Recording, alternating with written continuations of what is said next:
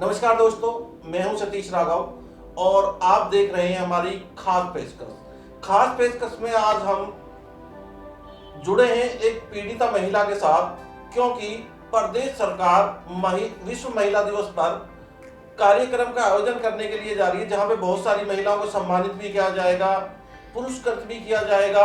लेकिन उन महिलाओं को सरकार क्या करेगी जो अभी तक लोगों द्वारा प्रताड़ित की जा रही हैं और सरकार की तरफ से उनके लिए किसी तरह की कोई भी कार्रवाई अमल में नहीं ला जा रही। तो इसी बात को लेके आज हमारे साथ हैं जो कि काफी समय से पीड़ित हैं ये, और दरअसल पंजाब की रहने वाली हैं, लेकिन काफी समय से गुरुग्राम में यहाँ पे अपना जीवन यापन कर रही हैं। किस तरीका की इनको पीड़ा यहाँ पे हुई है और सरकार की तरफ से, प्रशासन की तरफ से किस तरीके की मदद इनको मिली है, तो आज इन्हीं की जुबानी जान लेते हैं। मैम, जिस तरीका से आप काफी समय से यहाँ पे हैं, काफी प्रताड़ित भी हैं, आपने कोर्ट कचहरी या मान लो प्रशासनिक अधिकारी में धक्के भी खाए हैं, तो किस तरीके की प्रॉब्लम आपको रही है? देखिए, अगर मैं प्रॉब्लम की बात करूं आप सबसे, तो प्रॉब्लम में क्या रहता है सर कि ये कहना बहुत आसान है कि आप कोर्ट कचहरी में जाइए, हमारे लिए कानून भी बड़े बड़े तैयार हो गए, लेकिन जब एक्चुअली आप जाते हैं तो कहते हैं कि पीड़ पड़ाई कौन जाने। जब अपने ही पैर पे चोट लगती है और आप धक्के खाते हैं तो देखते हैं कि ये कानून धरे के धरे रह जाते हैं हमारे लिए। 4 महीने 14 दिन मुझे लगे अपनी FIR रजिस्टर कराने के लिए, जिसमें मेरे पास सारे प्रमाण थे, मेरी शादी के, मेरे बच्चा, मेरे ससुराल वालों का आना जाना, तस्वीरें। जो पुलिस वाले जब जो मांगते रहे, मैंने वो सबूत उनके आगे पेश किया, लेकिन मेरी FIR नहीं हुई। मैं 4 बार कमिश्नर ऑफिस में भी जा चुकी थी। आखिरकार जो हमारी महिला CWS में देखती हैं, क्राइम अगेंस्ट वुमेन, CAW, तो पंगुड़ी यादव जी से मेरी मुलाकात हुई। तब उन्होंने कहा जाके कि आप जाइए, मैं कॉल करती हूँ। इतना जाने पर भी सेक्टर 5 थाने में मेरी रजिस्टर्ड की गई कंप्लेंट, और जिनके खिलाफ रजिस्टर्ड हुई वो सारे ही ऐसे मामले थे जिसमें नॉन वेरेबल उनके जो ऑफेंसेस थे वो सब चीज़ें हुई। इसके बावजूद मैंने खुद देखा है कि 15 अगस्त से ठीक पहले मेरे ही ससुराल वाले जिनके खिलाफ वो कार्रवाई करने के लिए ऑर्डर दिए गए थे, वो थाने में बैठे जी। और मैंने उनको बोला कि FIR हो चुकी है, FIR होने के बाद अब आप थाने में क्यों नहीं अरेस्ट कर रहे? तो वो बोल रहे कि मेन जो दोषी हैं यानी कि मेरे हस्बैंड, वो नहीं आए, उनको पकड़ने के लिए हम जाल बिछा रहे हैं। तो हमने बोला इनके खिलाफ भी तो है, जब धारा लगी हुई तो आप इनको भी पकड़िए, पर कोई ऐसे कार्रवाई नहीं की गई।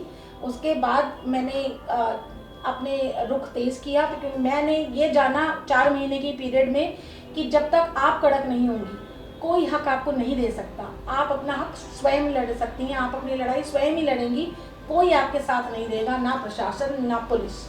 आपको खुद ही अपनी आवाज़ बुलंद करनी पड़ेगी।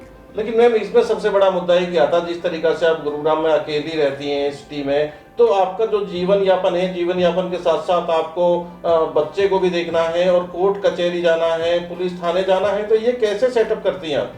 सर देखिए, जब कहते हैं कि जब कंधे पे बोझ पड़ जाता है और आपको आगे रास्ता पता ही नहीं कि कितना लंबा है, तो आप उसे बांट के चलते हैं कि पहले मुझे ये करना है, शाम को मैं ये करूँगी और रात में मैं ऐसे अपना सफ़र तय करूँगी। सो ऐसा ही कुछ मैंने अपनी प्लानिंग करी। और मैं कहती हूँ कि भगवान की ये देन है कि मेरा बच्चा इतना सक्षम है और कि वो अकेले रह जाता है। मैं दिन के टाइम पढ़ाती हूँ, शाम के टाइम आके उसको खाना वाना बना के फिर निकल जाती हूँ, और होम ट्यूशन्स लेती हूँ भी। 10वीं और 12वीं में मैं ट्यूशन्स लेती हूँ, और अभी तक मैंने मेंटेनेंस का कोई भी केस उस पर डाला नहीं है, क्योंकि फैमिली कोर्ट खुले ही नहीं थे कोरोना के काफ़ी समय के बाद। और मैं अपना जीवन यापन, अपनी जीविका खुद ही अपने पैसों से ट्यूशन्स पढ़ाकर और मानवीय कार्यों में अपने आप को मैंने रुचि लगा ली कि यही शायद मेरा जीवन है और मुझे इसे ही ऐसे ही काटना है। क्योंकि जिस तरीका से माना जाए, आज का जो दिन है एक महिलाओं के लिए अहम दिन है और इसे सरकार मनाती भी है और महिलाओं को सम्मानित भी किया जाता है, तो आप किस नजरिए से देखते हैं महिला दिवस को? जी, मैं ये देखती हूँ कि जी हाँ, ये बहुत अच्छी बात है कि महिलाएं हमारे देश की, चाहे वो खेल जगत हो, कलाकारी हो, अंतरिक्ष तक भेद डाला है हमने, युद्ध तक विमान भी चलाने लगी हैं महिलाएं। तो जिम्मेवारियों को जब बोझ पड़ता है तो ऑटो, रिक्शा, ट्रेन सब तक चलाने लगते हैं। परंतु सवाल यही उठता है कि उन महिलाओं का क्या है। मैं पढ़ी लिखी हूँ, अपने पैरों पे खड़ी हो गई, पर अगर मेरी जगह कोई और महिला होती तो फिर हम कहते हैं खुदकशी एक नकारात्मक सोच हमें नहीं करनी चाहिए। पर मैं सोचती हूँ कि खुद ब खुद आदमी इतना विवश हो जाता है कि वो उस तक वहाँ तक सोच लेता है कि अब मेरे पास कुछ नहीं है। तो सरकार को उन मुद्दों को निकालना चाहिए महिला दिवस या ऐसे अवसरों पर कि जहां हम ये देख सकें कि आज भी हमारे देश में कोई महिला ऐसी तो नहीं है जो प्रताड़ित है। क्या आज भी कोई महिला ऐसी तो नहीं है कि जिसके लिए हमें खड़े होना है, जिसको प्रशासन की जरूरत है, पुलिस को जरूरत है, एक कानून कार्रवाई की जरूरत है। ऐसी महिलाएं ऐसे केस खोज के लाएं तो उन महिलाओं को एक प्रोत्साहन मिलेगा और एक आगे बढ़ने की प्रेरणा मिलेगी कि कोई है उनके साथ। देखिए मैम, जिस तरीके से सरकार ने महिला अपराध की रोकथाम के लिए बहुत सारी योजनाएं शुरू की हैं, पुलिस थाने, महिला पुलिस थाने खोले हैं, महिला राइडर शुरू की हैं, बहुत सारे हेल्प डेस्क शुरू की हैं, तो इनसे क्या महिलाओं को न्याय मिलेगा या मिल रहा है?